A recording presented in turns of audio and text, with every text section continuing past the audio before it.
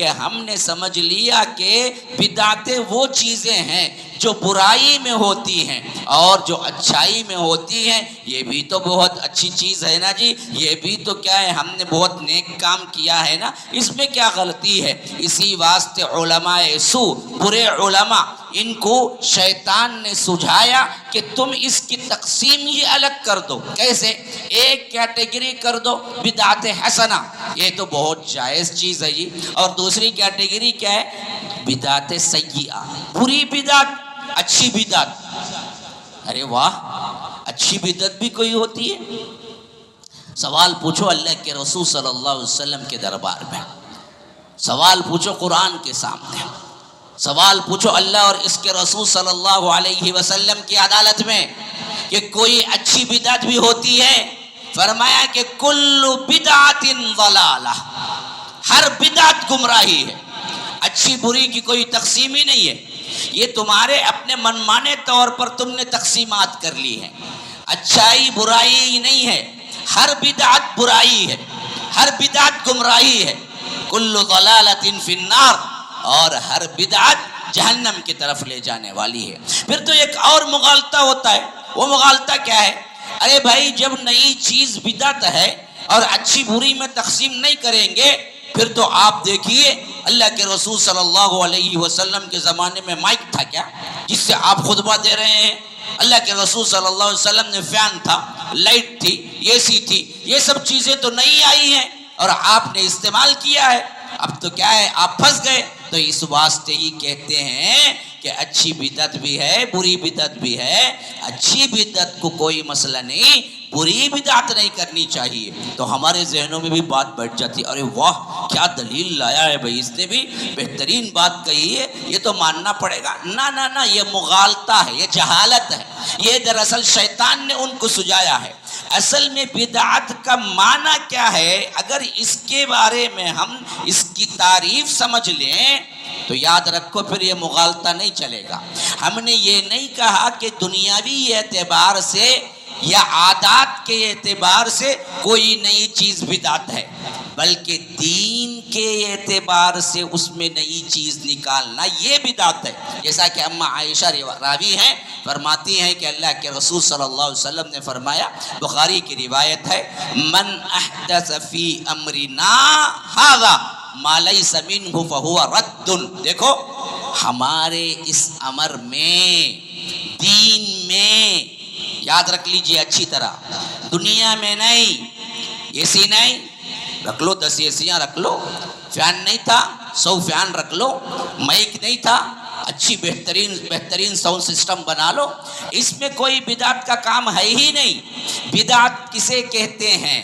بدعت اس کو کہتے ہیں اللہ کے رسول صلی اللہ علیہ وسلم نے جو دین دیا, اس دین کے اندر وہ چیز ایجاد کر دینا جو اللہ کے رسول صلی اللہ علیہ وسلم نے نہیں بتایا اور بعد میں کسی نے بتایا یا کسی نے ایجاد کیا, اس کو دین سمجھ لینا. کوئی بھی مائک میں بات کرنا دین نہیں بولے گا, فین لائٹ رکھنا دین نہیں بولے گا. اصل میں یہ سب چیزیں دنیاوی اعتبار سے, عادات کے اعتبار سے. وہ زمانے میں گھوڑا سواری تھی, اس زمانے میں بائک ہے, اس زمانے میں کار ہے, اس زمانے میں ہوائی جہاز ہے, اس زمانے میں ٹرین ہے, بسس ہیں, ہزاروں لاکھوں چیزیں ہیں, اور یہ چیزیں اور آگے بڑھتی جائیں گی. آپ استعمال کیجئے, اس میں کوئی قدغن نہیں ہے, اس میں کوئی رکاوٹ نہیں ہے, اس میں کوئی حرج نہیں ہے. اصل معاملہ کیا ہے؟ دین کے اندر اللہ کے رسول صلی اللہ علیہ وسلم نے جو بتا دیا, جو ٹائم بتا دیا, جو وقت بتا دیا, جو حالت بتا دی, جو کیفیت بتا دی, اس کے اندر نہ اضافہ ہوگا کہ اس کے اندر کمی ہوگی. کوئی بندہ کہتا ہے ارے یہ کیا بھائی تم رکوع کرتے ہو بالکل آدھا اور رکھتے ہو گھٹنے پر ہاتھ, میں ایسا کرتا ہوں بالکل اور جھک کے سیدھے کیا ہے پنجوں کو پکڑ لیتا ہوں, رکوع اور اچھا ہوگا. میں پوچھتا ہوں ہوگا رکوع؟ نہیں ہوگا. کیوں جی نہیں ہوا؟ اچھا کیا نا. ہم تو آدھا جھکتے ہیں رکوع میں, وہ تو پورا جھک گیا. ہم تو گھٹنے پہ ہاتھ رکھتے ہیں, ہم اٹھا کے کیا کریں ہیں, وہ پنجے پہ ہاتھ رکھ لیا. لیکن آپ کہیں گے نہیں ہوگا. کیوں نہیں ہوگا بھائی؟ اللہ کے رسول صلی اللہ علیہ وسلم نے نہیں بتایا, مسئلہ ختم.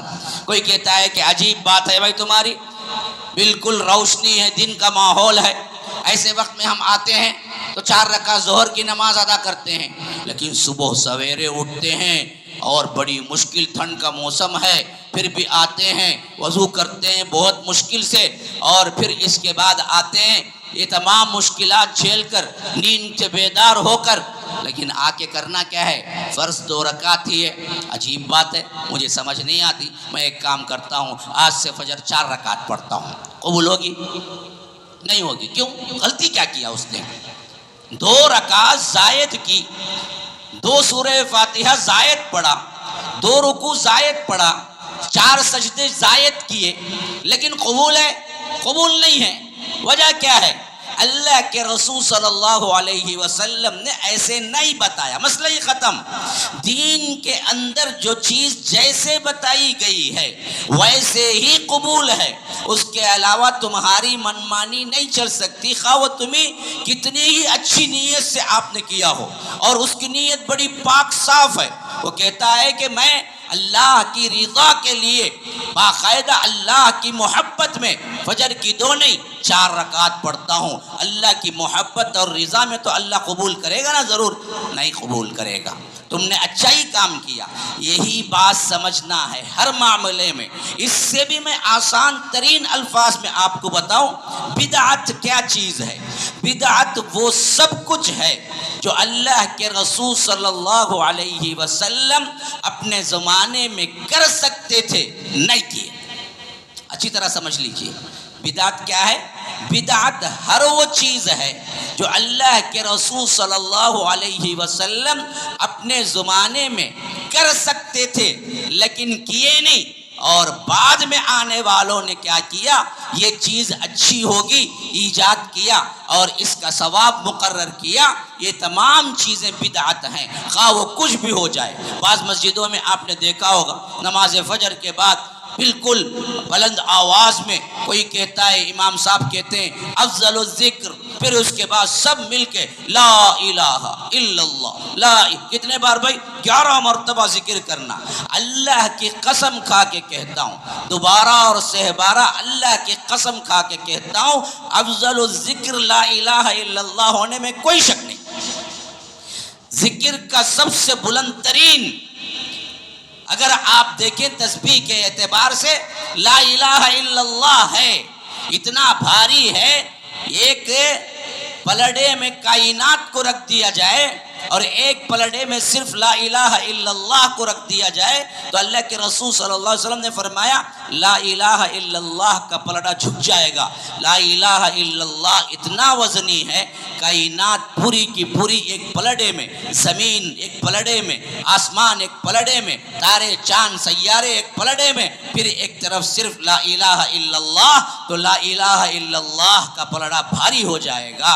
یہ بات بالکل صحیح ہے کہ افضل الذکر لا الہ الا اللہ ہے، لیکن اسی کے ساتھ یہ بات بالکل غلط ہے کہ نماز فجر کے بعد بلند آواز سے لا الہ الا اللہ لا الہ الا اللہ کہنا بدعت ہے۔ کیوں بدعت ہے جی؟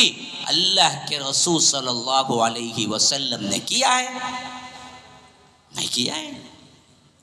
کر سکتے تھے، کر سکتے تھے۔ اللہ کے رسول نماز فجر کے بعد صحابہ کو نہیں کہہ سکتے تھے کہ 11 مرتبہ لا الہ الا اللہ کہو، کر سکتے تھے، لیکن کیا نہیں کیا۔ پھر تم نے کیوں کیا؟ اب دو ہی باتیں ہیں، یا تو تم یہ سمجھا رہے ہو کہ اللہ کے رسول صلی اللہ علیہ وسلم نے دین کو چھپایا، تو یاد رکھو اس سے بڑا الزام کوئی نہیں ہے، نبوت پہ حرف انسان کافر ہو جائے گا۔ یا تم یہ سمجھتے ہو کہ اللہ کے رسول صلی اللہ علیہ وسلم کو معلوم نہیں تھا دین کی بات اور ہم کو معلوم ہو گئی تو وہ اس سے بڑا کفر ہے، انسان دائرے اسلام سے خارج ہو جائے گا۔ دونوں باتیں، اگر وہ کہتا ہے کہ اللہ کے رسول صلی اللہ علیہ وسلم کو معلوم تھا ہم کو نہیں بتایا، تو یاد رکھو یہ اللہ کے رسول صلی اللہ علیہ وسلم کی نبوت پہ حرف ہے، کافر ہو جائے گا۔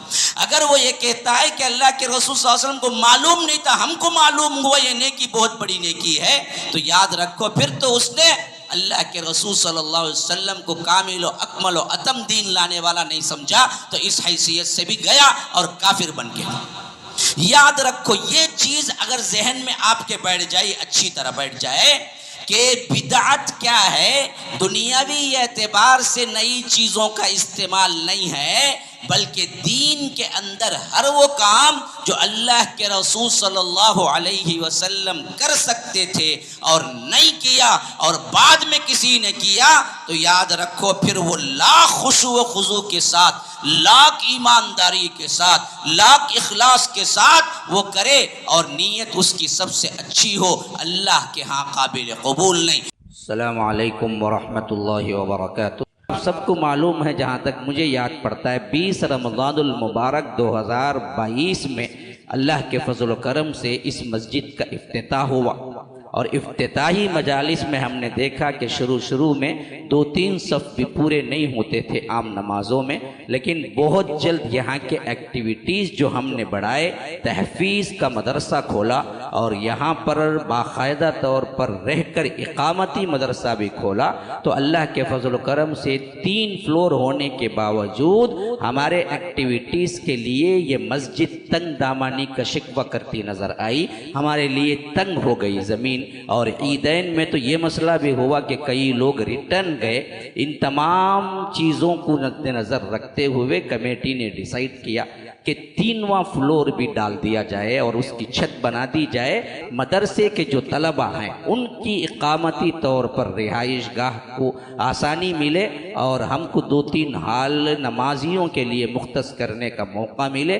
اس تمام کارروائی کو مد نظر رکھتے ہوئے یہ فیصلہ کیا گیا۔ اب اپیل یہ ہے کہ اس میں باقاعدہ طور پر تیسری چھت، پھر اس کے بعد اس کے نیچے جہاں تک جو بچوں کے لیے مطبخ ہے، کچن ہے، ڈائننگ ہال ہے، رہنے کا موقع ہونا ہے، پھر اس کے بعد لوگ جو آتے ہیں اور جو مہمان جو آتے ہیں، یہ تمام بندن کے لیے تقریباً 65 لاکھ کی ضرورت ہے۔ ابھی شروعات کو 15 لاکھ کی سخت ضرورت ہے۔ رمضان المبارک کے اختتام تک ہم اس کو بھی ختم کرنا چاہتے ہیں۔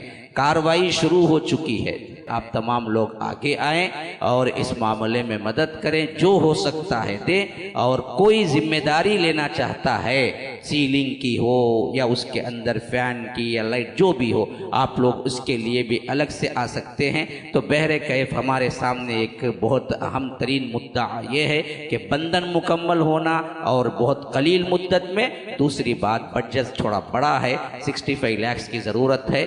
تو انشاءاللہ جیسے پہلے آپ لوگ آگے آئے ویسے ہی آگے آئے تاکہ ہماری یہ مسجد کے اندر ایکٹیویٹیز اور زیادہ ہوں۔ انشاءاللہ عالمیت کے کورس کے لیے بھی ہم سوچ رہے ہیں، اگر بڑی جگہ مل جائے گی تو وہ چیز بھی ہم شروع کریں گے۔ تو بہر کیف اب تو یہ مدعا ہے کہ ہم دراصل پہلے یہ فلور مکمل کریں، تو آپ لوگوں سے یہ التجا ہے کہ اللہ کی راہ میں آئیے۔